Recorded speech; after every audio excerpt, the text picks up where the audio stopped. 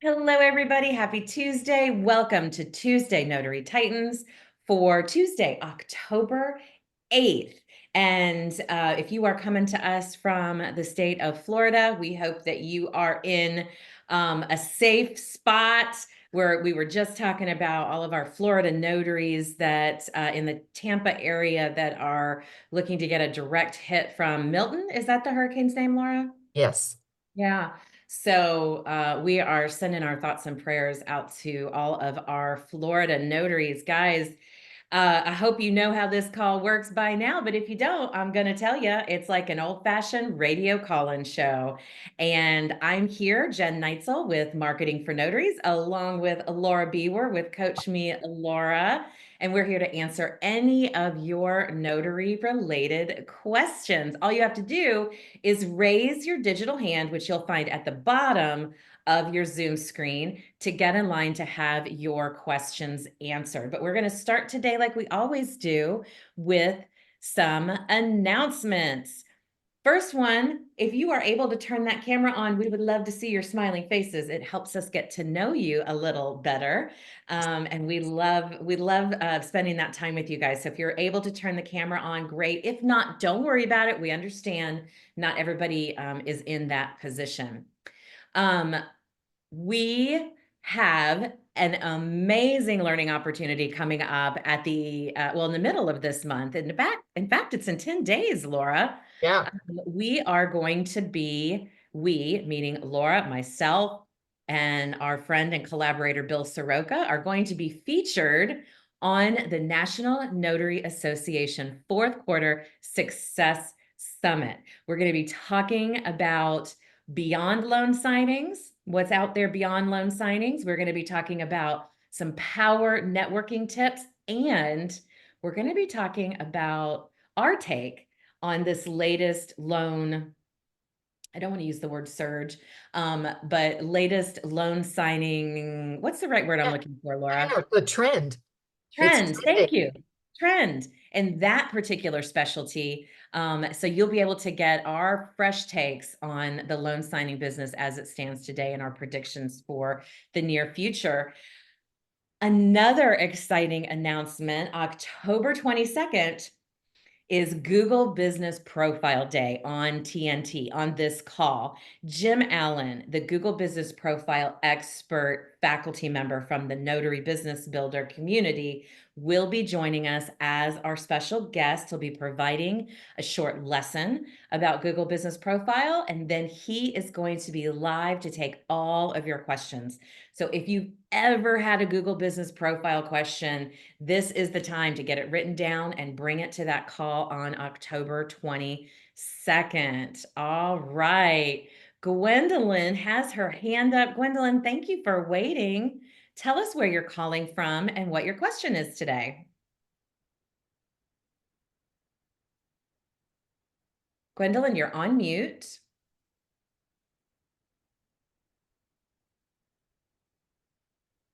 Okay, we're going to give Gwendolyn just a second to get caught up. And in the meantime, we're going to move over to Asia, who always brings great questions. Hey, Asia from Wisconsin, what is your question for us today?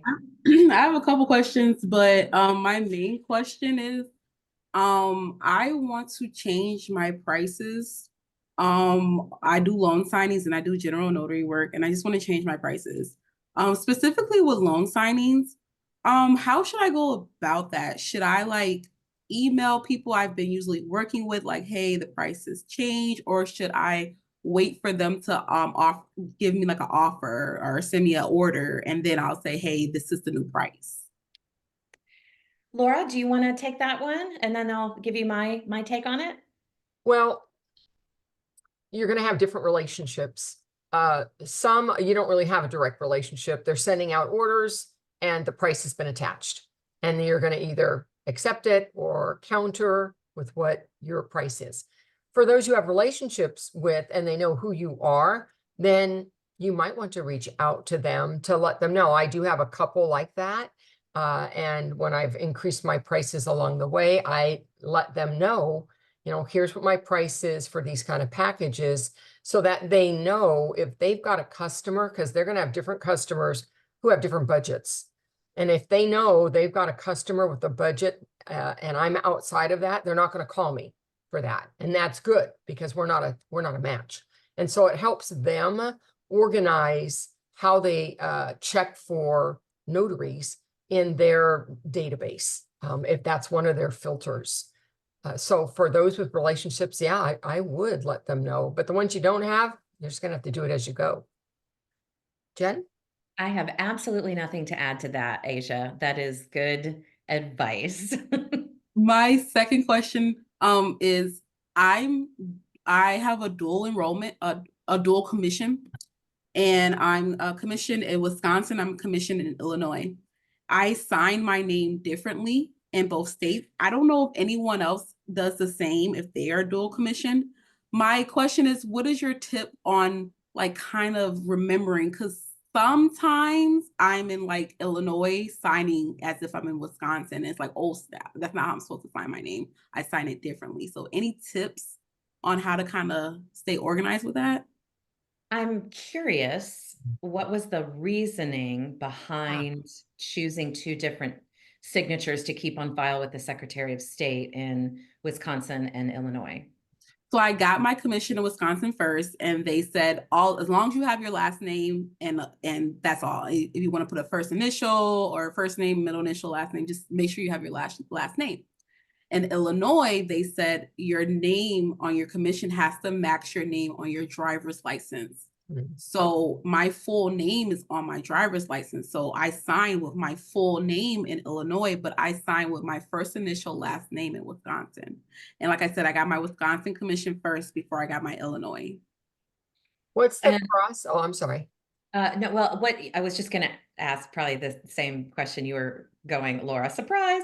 What is the process to change your signature in the state of Wisconsin so that it matches your signature in Illinois, so you don't have to worry about it? Because the truth is, I would have to on my intake. I used intake forms, so on my intake form, I would have to write on there, a reminder per state. But is there a process that you can change your signature in Wisconsin before your commission's up?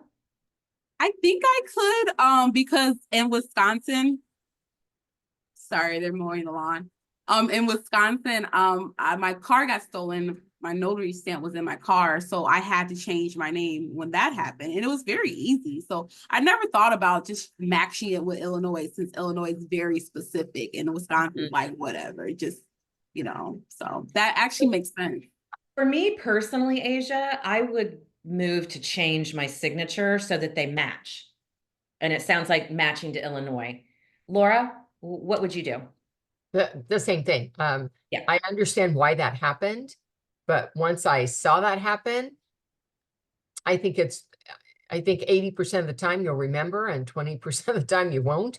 And so I would have made a name change so that to go to the one that was more strict, since you're not allowed variation in your commission name for Illinois, but you are for Wisconsin. And of course, part of that process may be you're gonna have to buy another stamp.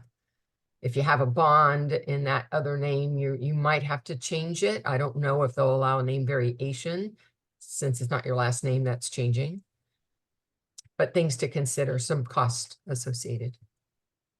Well, and I want to address a question that came up in the chat, because I think this is important, Guy. He asked if Wisconsin doesn't care as long as she uses the last name, why not sign the Illinois signature in Wisconsin? That's not what she's registered with. Yeah. You have to sign your name the way you register it with the Secretary of State. So you can't go off and have different signatures. It has to match the one that you have on file with the Secretary of State, guys. So that is why. I just wanted to clear that up in case anybody else was wondering as well. Does that help, Asia? Yes. I never thought about changing my commission in Wisconsin. I probably, because I don't get a ton of orders in Illinois, I might just wait till my commission expires to do it, but I don't know. but it's a In good the idea. meantime, I would just make sure that any kind of intake form, any kind of note, even if it's just a sticky note that you put on there in Illinois, that you put, IL signature so that you can see it right away before you get the ceremonies started. And that way you aren't having to go back and correct anything with your signature. Perfect. Thank you guys. Thanks for the great questions, Asia. You guys can go ahead and feel free to raise your hand to get in line to have your questions answered. And while you're doing that, I want to tell you about an innovator in the notary space, and her name is Wendy Diem. She's a notary business builder as well as a successful notary entrepreneur in Pennsylvania. And Wendy has created a notary planner. I wanted to read you this quote about everything that goes into this planner and why I'm telling you about it. She created a notary planner geared for new and seasoned notaries alike. The planner is undated, so you can pick it up and jump in anytime you're ready to start getting organized.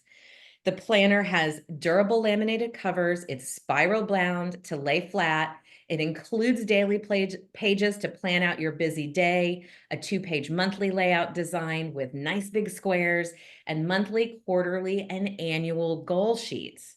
The planner has a lot of great resources, such as explaining notarial wording for various certificates, legal definitions, and more. Plus, you will find sprinkled throughout the planner inspiring quotes from special notary colleagues. Now, this planner is awesome. There's 3 of them left, but she is also accepting requests for pre-orders. So the link is in the chat if you are interested. And we get lots of questions, you guys, about how do I stay organized? How do I stop from being overwhelmed? How do I keep, my goals in line, in sight all the time? This planner is an excellent way to help get you started on that path to feeling less overwhelmed and staying organized in your business. So I encourage you guys to check it out. As it stands, like I said, there's 3 left. She's got more coming if you want to get on the pre-order list for the new version that's coming out. There's not really many changes, just a few tiny little things, but that's going to be launching very soon. So I'm excited for you guys to check out Wendy's planner. So Laura, we do have a few questions in our TNT questions that we've started doing. And for those of you that don't know, when you visit the TNT website, there is now a link at the top for you to submit your questions in writing in case you're feeling a little nervous, maybe about talking in front of the whole group. We get it. We encourage you always to raise your hand to ask questions, but we know that sometimes it just can't happen. So I want to read you some of the new questions that we have had submitted. Excuse me while hold on, I just got to find it. This is about the new witness requirements in the state of Florida. So Laura, I'm going to have you answer this with your knowledge. Starting at the top of the year, it is now a requirement that witnesses add their addresses in addition to their signature and printed names on deeds. Notaries in Florida are allowed to act in the capacity of notary and one of the witnesses. My question is, what do I do if I do not want to use my personal address for this purpose? I know that I don't have to be a witness, but it's hard to find one witness, let alone 2, for a signer that doesn't have any. So the bottom line question is, can I use something other than my home address? Yes. But it's asking for the home address, or it just says address. Address. So, I have a bricks and mortar office, so I could use that address because it's a physical building. I don't suggest PO boxes. I've also used my home address because I don't just personally have an issue with it myself. But that would be, if you had an office, I could see doing that. And of course, yes, you could get another witness if you want to do something else. For deeds, I believe, just like wills, it's a complete address. They don't just want like your city state. Yeah, In case it's challenged and they need to prove who the witnesses were. But they're exactly. not notarizing the witness. So if they're not notarizing the witness, then there's really no proof they were really there. Exactly. It's a way for the courts to identify people that witnessed something 20 years ago, maybe, because that's when they got their estate plan done. I would love to hear Matt's take on this as well. Mr. Matt Miller, with the president of the California League of Independent Notaries, is here with us as one of our awesome co-hosts. Matt, what do you say about that? Yeah, it's really a kind of a challenging situation, but if you don't want to use your own address, I would highly recommend you get a business address of some kind, and whether that's a virtual office or a personal mailbox, but post office boxes typically aren't accepted. They want to be able to contact you should something arise. So that would be my suggestion. I just think it's getting a little um, it's getting a little intrusive. And I think that the reason that's happening is because, unfortunately, deed fraud is still very much active across the country. So we need to make sure that we are doing our due diligence and helping to mitigate any fraud that might be going on out there. And once we have gotten deed fraud back under control, some of these mechanisms might expire. But for now, this is what we got to do. Thank you, Matt. I agree with both you and Laura. Thank you. And hopefully we answered the question, or hopefully we've answered that fully. But let's go to Val Demetra in California. What is your question for us? Hi, I wanted to ask how you would handle this. I had a signing company that I work with them because they pay pretty well and they pay pretty quickly. But what they did last week, which kind of annoyed me, when they called me for a last minute order that they needed like right away, did not tell me all the paperwork that was involved with it. They gave me a little bit more than what they normally gives, but when I went to go and print the documents, it was a huge, huge file just for my copies that I needed to print for my. I didn't even get to the second copy. So as I finished printing the first set, I called them up and told them that, this was a huge file. You didn't tell me that the file was this large or whatever.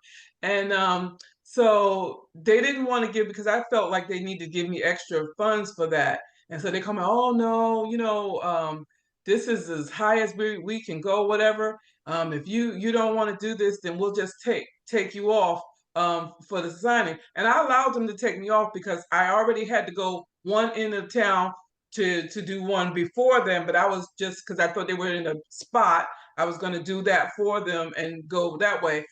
So I was just very, very annoyed because I had no idea that this file was this large. Normally they have a page count on the file, so I kind of know. This time they had no page count, and I was kind of wondering why it didn't have a page count on it. And that was the reason why. So how would you handle that? Um, Laura?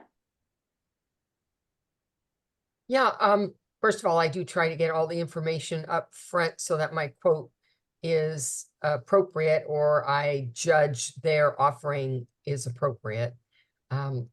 I will say, if either I did not ask the right questions to get it, and I've already accepted the assignment, my typical thing is I will do it because that's a business decision for me, particularly if it's a company that does repeat work with me over and over again. Because now it's a relationship. It's not one of these cattle calls that I happen to respond to. They don't know me. It's a cattle call, and it turns out to be that. I would have looked at the file size and I wouldn't have printed it. I would have stopped at that moment so I didn't waste any paper, and called them back and said, you know what, here's what you've offered. Here's what my fee is for that. Love to take care of it for you at this fee. Oh, that doesn't work for you? I understand. You got a budget. I got a budget. You need to have the right notary that fits your budget. all right. Well, I didn't handle it right, but well, you do what you do. We talk often about finding our ideal client, and this is kind of a good example of not everybody is going to be your client. And if they're sending you something, I don't know what your definition of big package is. I'm assuming it's around 500 pages, Valdemitra, because I know the ones before, the bigger packages before were like 350. So I'm assuming, yeah, that's a bigger package. But Laura's right. Yeah, that's a big package. Calling them up and saying, this is considerably larger. Was it a home loan or a different kind of lending document, Valdemitra? I'm curious why it was so much bigger. You're on mute. I'm thinking it might have been a reverse mortgage Mm-hmm. situation that they didn't tell me about. Yep. So, yeah, I'm getting a lot of FHA or reverse. So this is why it is so important to screen your calls, because they probably don't look at it. They're not thinking we need to pay more for it. It's just another loan. And you're thinking that you're using more resources. And until you bridge that gap and inform them of that, like Laura said, they're not going to understand why you didn't want to do that job. So I think I think it was Asia talking about raising prices earlier, or somebody was talking about raising prices earlier. Like, this is, as a business owner, you have to be transparent. And for this much paper, it's going to cost more. And if you have to turn down the job, then you turn down the job. And I think that is okay.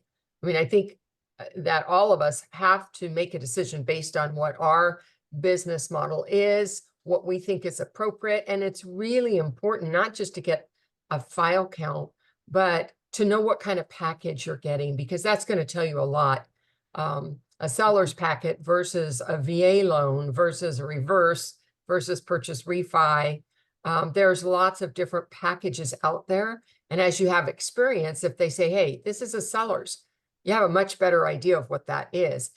This, you're saying, well, I think maybe it was a reverse. That would have told you whether or not it was 500 or 400, it's going to be a bigger package. So know what your packages are so that you can have an articulate conversation with whoever's hiring you. Yeah, up front, instead of having to backtrack and call them again and say, this isn't what I thought. Now, Jen Cooper with JKC Mobile Notary, you guys know she's on this call every day or every Tuesday helping us out. She had a really good point. So Jen, this kind of goes along with what Valdemitra was bringing up, but I do want you to talk about this for a second, because it's also important when it comes to screening. Yeah, when those orders come through, they're often very vague. One of the things that you need to really double check before you say yes, yes, yes is the address. You'd be amazed at what signing services will send you because it's in your county. I want to give you an example. When I was a baby notary, I got a job for Mammoth Lakes, which is technically in my county, but it's a 5-hour one-way drive. I didn't know that till I got in the car to go to my signing and Google and search it on Google. You have to check everything to make sure that it's something that you want to do at the price that they're offering. And most signing services right now aren't paying enough for anything, but those little details are going to be important for you to make a decision one way or the other. It does slow down your response time if you have to go and search everything, and I get that, but it will bite you in the butt if you aren't spending a little bit of time making sure this is the right job for you. Yeah. What Jen is saying, I think I shared this with our other Jen, Neitzel, is I got a text from a signing service that said, hey, we need you to be a witness for estate planning documents, and it's in Copperopolis. Well, I live an hour one way to Copperopolis. So I'd have to drive out for an hour for 20 minutes and then turn around and drive home, and maybe not even 20 minutes for $50. Now, they don't know who Laura Biewer is. They just sent out a request. So they weren't trying to be, what do you call it? Disrespectful to me. They were just sending out an order for a notary, and they're in Arizona. So they probably don't know that there is no freeway between me and Copperopolis. It's all the winding highway out there. And even though the mileage doesn't look far, it is a long, slow drive. So these things happen. Sometimes they don't have the information. And that's why we need to be extra vigilant about identifying that. I think that's really important. And so I wasn't nasty back. I just said, look, it's an hour each way. I'm going to pass. Yeah. That's all. And then they got somebody else. Not everybody's your customer. And that's a great example of that, right? That doesn't fit your turns, driving that far for $50. So, there is a professional way to turn that down. And I want to bring up something that Matt put in the chat. If you don't have an intake form, first of all, I highly, and I know Laura does too, highly recommend Notary Allies. They sell Jen, can you pull that and put that link in the chat? I would appreciate it. Notary Allies sells a very detailed intake form. If that is not in your budget, make one for yourself. Yeah. And ask these 3 questions at the very least that Matt brought up in the chat. What is it? Where is it? And how many pages? Right? So that you're asking that on the phone with them or on the text with them if you're able to. And then Jen will put the link in for Notary Allies as soon as she pulls that. It's not on our regular list. Thank you, Jen. I appreciate that. But it is a great intake form. Trudy, tell us where you are calling from and what your question is. Hi, I am calling from Maryland. Hi. And this is my first time on this call. So welcome, I'm Trudy. really We're happy you're here. Thank you. I've had my commission for about 2 years, but I never did anything with it because I was working with the federal government and I just retired August 31st. So now it's like I'm trying to find something to do. So now I'm trying to, get caught up and get more confident in being a notary. So, but in Maryland, I took a notary signing agent course. Little did I know that with Maryland, that was nothing. They don't recognize it. And so now I have to take training all over again because Maryland is a typical state, the title insurance producer, independent contractor. Mm-hmm. So I have to take that training and that's scheduled for early November. But in the meantime, are there some things that I can be doing to help build up my confidence? Because if I get a job before I take that training, my confidence is kind of low because I haven't done one yet. So is there something that I could be doing to help build up my confidence before I take that training? Well, first of all, you cannot take a job like that until your typical training is done. No, just for general notary work. Okay. Just for general notary. Sure. And the NSA training you took isn't wasted because you need both. Okay. So it's not that you wasted it. You just did it in a different order. Did Elaine Wright Harris, was she your instructor? Yes, she is. Yes, she is. Yeah, yes. She does a great job. And she teaches that as well. She yes. teaches the typical class. Okay, so for specialty work, which some people might call general, there are things you can do that don't require any certification. So for instance, if you have hospitals in your area, look at hospital and facility work. Facility work could be jails. Facility work could be assisted living. And then, of course, long-term hospital, short-term or specialty hospital. So that's one whole group of hospital work that you could look at. And of course, you've got 2 ways that's going to come to you. One is going to be because they found you when they're in the hospital and they're on their tablet, Notary Near Me, hospital, right? So you want to make sure you've got a Google business profile set up so people can find you. Another area, gosh, I have so many, is the apostille. Now, there is training that you can take. It's not required because facilitation is really, I don't want to say it's made up, but it's been created. It's a creative way to insert ourselves in a process to have documents authenticated going out of the country to help the public get it done in an expedited way and correctly. So they're paying for two pieces. One is our knowledge about that, and you can get that. There's a new book out called Your Passport to Apostille. There's also a training course. Judy Lawrence and Bill Soroka co-authored that together. Another thing that you can do is look at just everywhere within your community. Does everybody know that you're a notary? Does your hairdresser know? Does your nail technician know? Do you have your business cards out there? Sometimes they have boards where you can post them. I do put it out by word of mouth. Yeah, the word of mouth So- is important because everybody will need a notary, just not at the moment you introduce yourself. The other thing is, you got a chamber? Do you have networking groups that you could start to make face-to-face connections with? That's another thing. The other thing is, if loan signings is the trail you're going, you're going to want to make connections there as well, even though you may not be taking jobs quite yet. And there are a lot more than that. There's permit running. I just learned a little bit more about that this last weekend when I was in Arizona, and they are lower paying, but you know what? It's about what they're paying right now for some loan signings, and the work is so much less to do that. So you might want to take a look at permit running as well. Jen, what would you like to add? Well, honestly, Trudy, I think one of the best things for you to do is to look at Laura Biewer Presents, which is a library of specialty training, really. And Laura has her medical training in there. We're going to get that in the chat for you so you can check it out. Okay.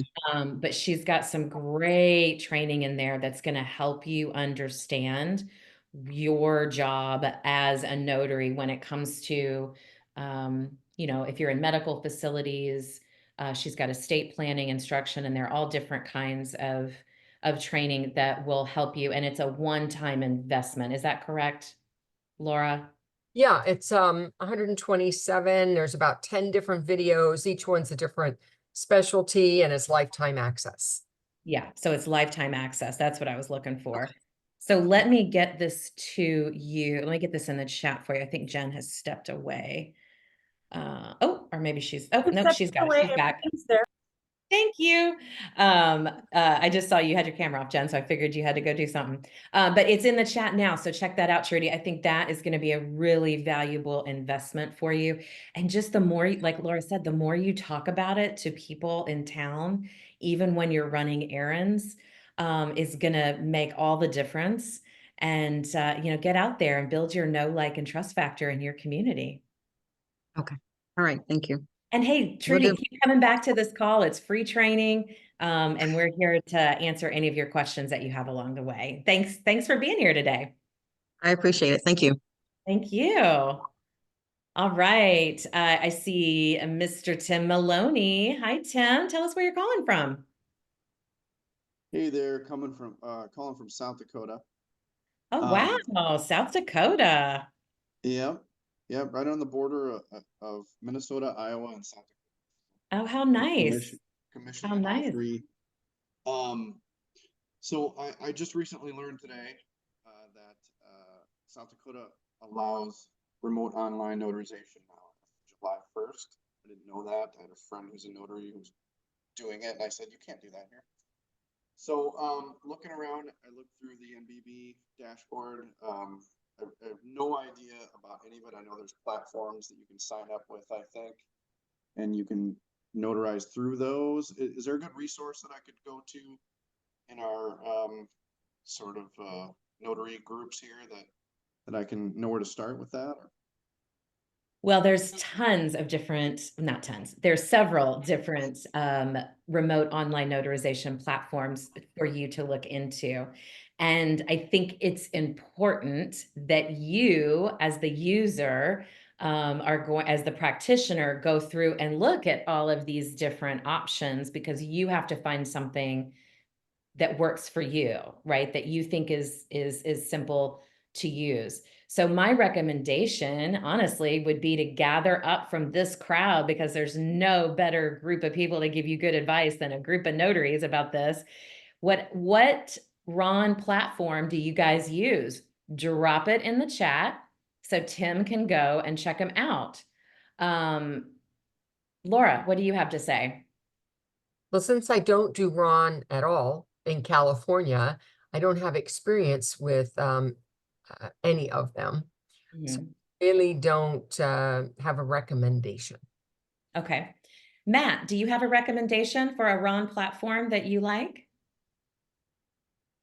Yes. So I would check out Amy Site's platform, Notarize. I believe that she is in most states, if not all states these days.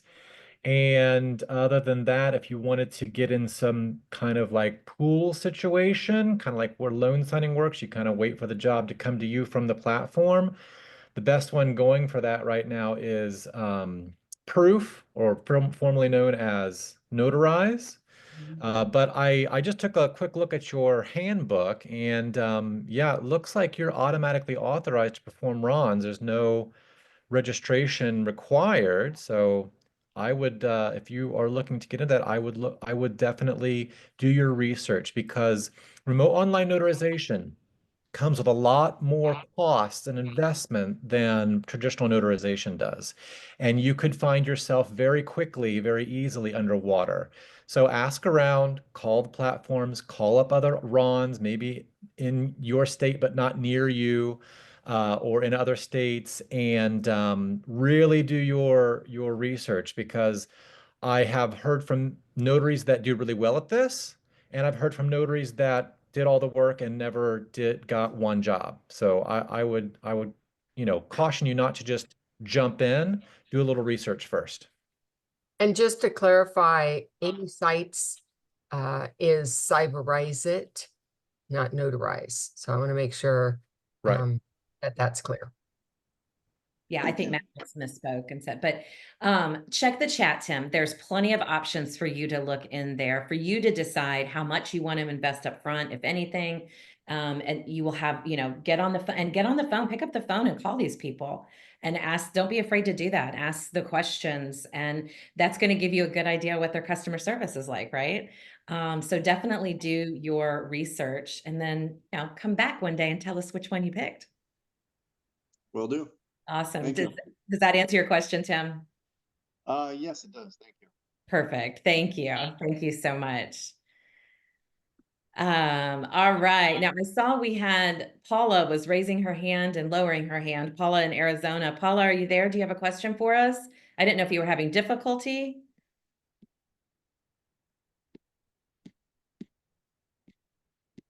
Paula? Let me see if she's even still on here. She might have, did she have to go off and come back on? No, she's still on the call.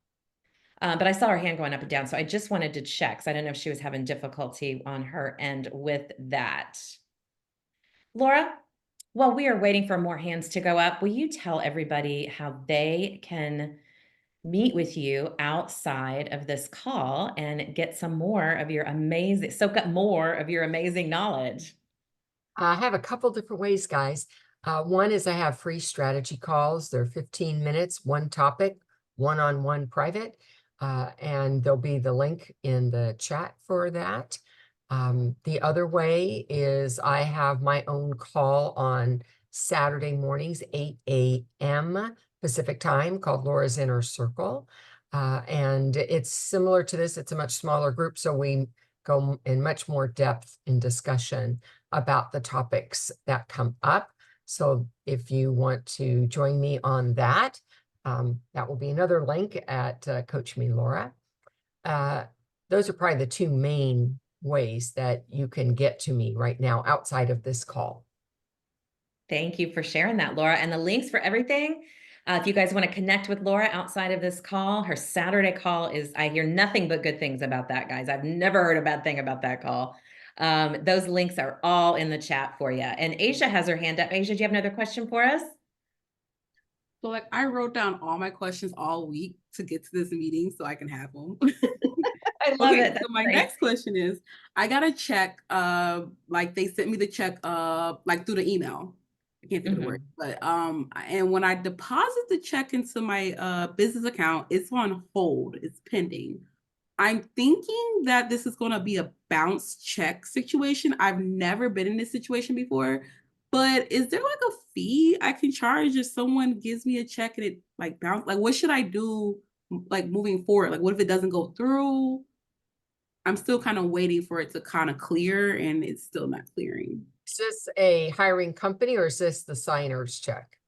This is a signing service, so hiring company. Yeah, so it happened to me, I've been doing it almost 21 years and it is going to happen on occasion. And when it happened to me, I let them know, hey, because sometimes their cash flow, is up and down. Hey, this check didn't go through. Here's the check number and the amount. Could you resend me payment? And by the way, I have a return check fee, whatever it is. That, some banks are 12, some are $20. I mean, sometimes it can be expensive, to please cover that as well. So yeah, I've asked for it. Okay.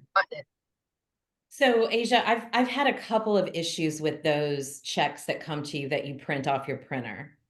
And my bank holds on to them and marks them as pending for even if it's like, $60 or something. Like it's not, a lot of times banks hold very large amounts of checks, right? To make sure they clear. And they do them the same on these because they don't like the check printed on a regular piece of paper, as it doesn't have all those security things in the background and all that kind of stuff. So it could be something as simple as that. But how many days has it been? I deposited last Thursday and it said to wait till this Friday to see if it clears. So I'm just going to wait till this Friday. And if anything, Monday, I'll reach out. I just want to know, how do I go about it? Can I ask for a fee? Because sometimes I feel like when I'm waiting like months, like 60 days to get paid, I feel like we should charge like late fees or something like that. I know we really can't, but like, I don't know.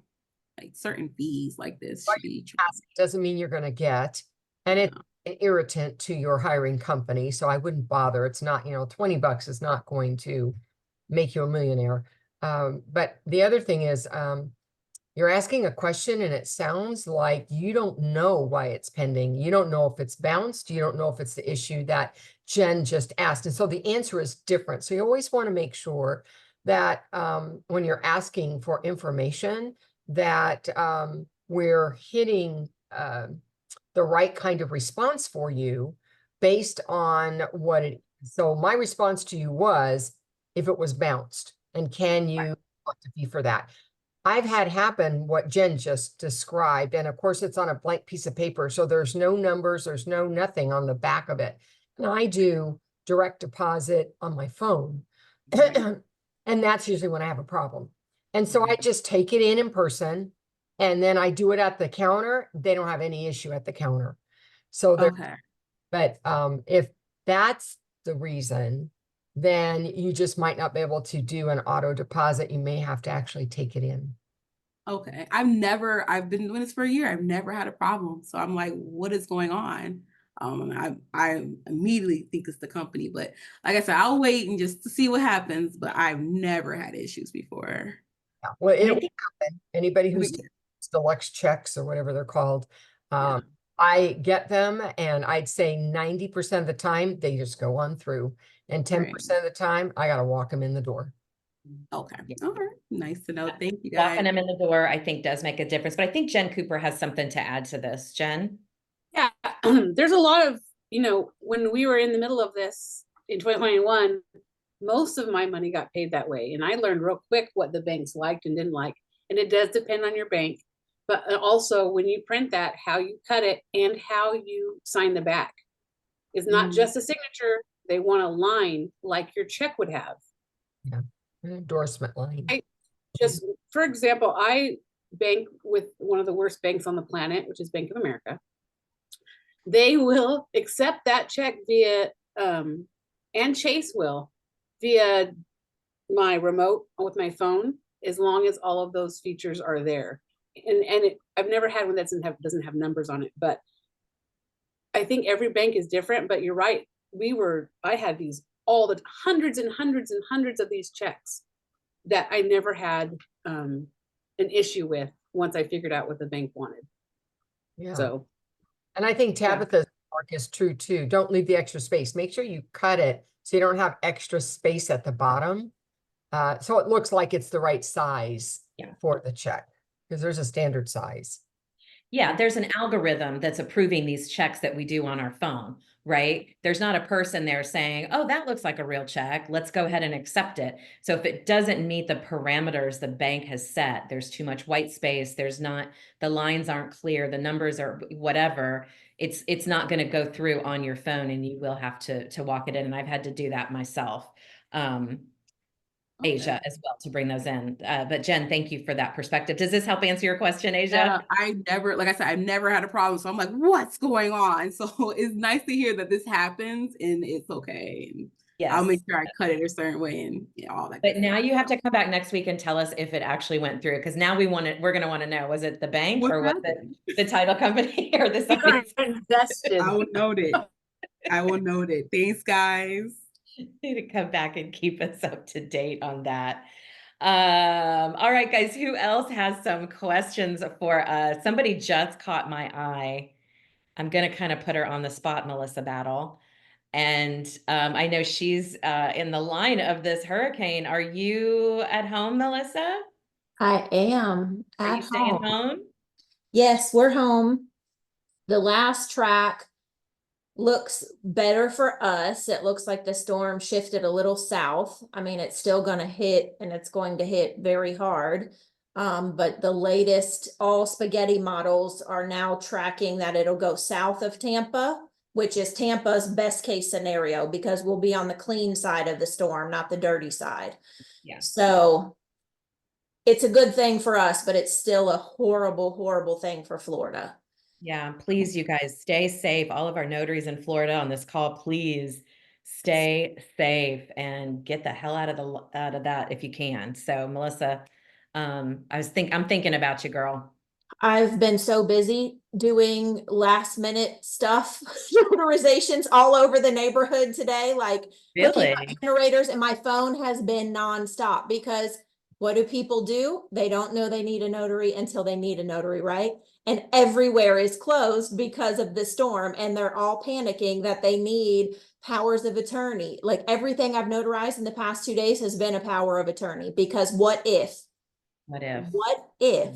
And people wait until the very last minute to prepare, just like they do for a hurricane. So now I'm like comparing that and future scenarios. So you guys remember that. And when you mention these things to your clients, when you meet with them, if you ever ask them, like Laura mentions, if you mention to them, do you have estate documents? Have you done your estate planning? Whatever you might want to, because remember last time that hurricane came, we don't have time to always prepare. We never know when something tragic is going to happen, and there may not be time to get prepared. Sometimes it will be too late. Yeah. And I just want to bring up something too that Candy just brought up. That's an excellent point. If you do evacuate, if you're listening to this, if you're evacuating, make sure you bring your stamp with you. Don't leave your bag and your stamp behind. Make sure that is safe with you, as I'm sure Melissa is preparing to keep her supplies safe as well.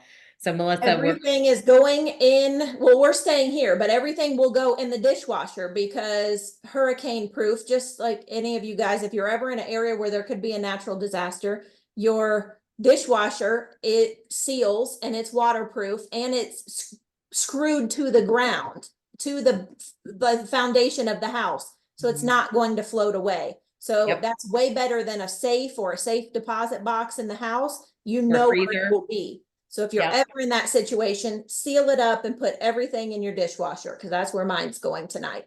Nice. Well, we're thinking of you. I'll be reaching out, I'm sure, tomorrow to check on you, Melissa. I appreciate you guys. Thank you. I was just checking email and all that in case we do lose power and all of that. I'm like, all right, let me jump on, and you're the first email I saw. So it's nice to see some positivity and growth, and stop listening to destruction and panic for a few minutes. So I'm so glad. Yeah, I'm sure. I just can't even imagine what you guys have been through. It's just insane. Thank you for the update, Melissa. Like I said, we'll be checking in with you tomorrow just to make sure you're safe. But we are here for your questions, guys. Who else wants to raise their hand? We've got not even 10 minutes left. We've got time for one or two more questions. If you have one, please go ahead and raise your hand. While you're doing that, I just wanted to remind you guys, and I'm talking especially to our newer notaries on the call, if you are looking for a marketing plan, and if you don't have one, you should be looking for a marketing plan for your business. I want you to check out marketingfornotaries.com. It's my website. I teach what's called the 5-point marketing system, and it's going to teach you for any business, whether it's loans or estate planning, anything. I teach you how to get out and grow your know, like, and trust factor in your community. You know, Trudy was talking about that at the top of the call. She's new. She wants to get out and she wants to let everybody know in her community that she's a notary. The 5-point marketing system that is offered through Marketing for Notaries will help you do that. And guys, it's only $24.99 a month. It's still the most inexpensive plan out there. And you absolutely can get through it in just a couple of months. So please go check that out. There is information in the chat for you with links, so you guys can take a look at that. And Jerry has a question for us. Jerry, where are you calling from and what is your question? Hi, I'm calling you from Los Banos, California. Hi, Laura, I see you there. In addition to what Melissa said, I would also recommend using your wash machine or your dryer as a storage place because they have seals, and it would also prevent it from getting your documents and important papers wet. I used to always use the freezer Yeah. before we had Yes. a larger safe in our house. So yeah, that's also a great idea to keep your stamp and your journals safe. So thanks for that, Jerry. We had somebody else that just raised their hand and they put it down. Was that an accident or? Jerry, by the way, I saw your text. I just had to get onto this call, so I'll get back to you after the call. Thank you, Laura.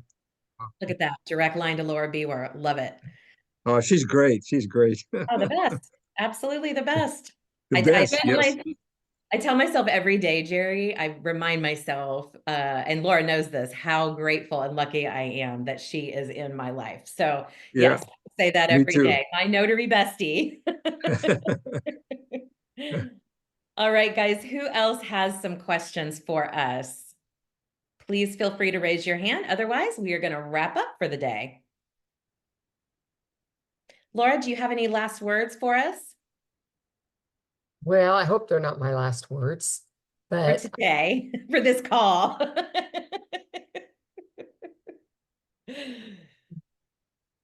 let's see, do I have anything? You know, I don't really even think I have any particular ones other than make this a productive week if you're not on vacation, Mr. Miller. But the rest of us who are working have a really good week. And if anybody is on this call that is NBB, remember we have another call this afternoon. It's an accountability call called Winspirations. And if you're available, would love to see you there. Absolutely. That starts at 3 p.m. Pacific. Matt, enjoy your vacation. I'm so excited for you that you're getting away and relaxing. Jen, as always, thanks for all your help. We will see you guys next week for Tuesday Notary Titans. Same time. What did they used to say on the radio? Same bad channel. Didn't they used to say something like that? Same time, same bad channel. I'm dating myself. All right, guys. Have a fabulous week. Thanks so much. Bye-bye.